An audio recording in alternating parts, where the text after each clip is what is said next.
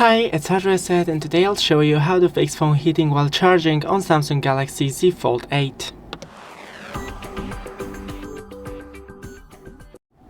So first, it is completely normal for your phone to heat while charging, especially while you're using the fast charging.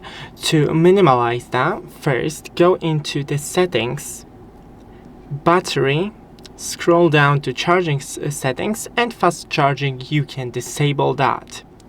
Then make sure that all the background apps are closed on your phone.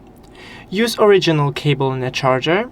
Avoid using your phone while charging, just leave it on the nightstand, let it charge properly.